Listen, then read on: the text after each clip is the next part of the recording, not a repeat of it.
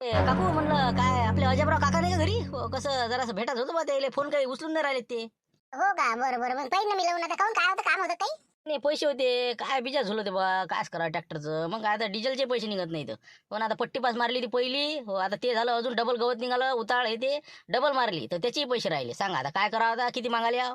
बरं बरं, पैसे राहिलाय का? बरं, सांगतो ना मी. आता आज गेले ते क्रॉप लोन काढायला, बहुतेक संध्याकाळी आले की देऊन द्यायला होतो. आता काही काढून करू आपल्याला, काही दिन आता हे. मग काय आता मोठं आता पेरणीच्या बाबतीत यायला नाही पडत बा.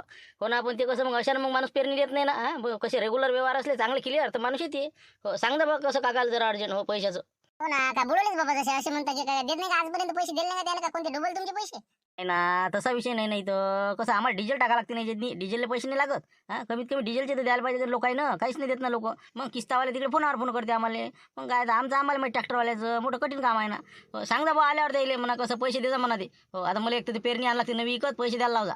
पण आपण काय काय आमच्या चॅनल वाढून राहिलं तेवढं. आता पेरणी घेतो नाही घेतो, हो द्यायला तुम्ही सांगतो, आले आले सांगतो बा. पैसे पहिले द्यायला लावतो, संध्याकाळी पहिले पैसे पाठवून देतो.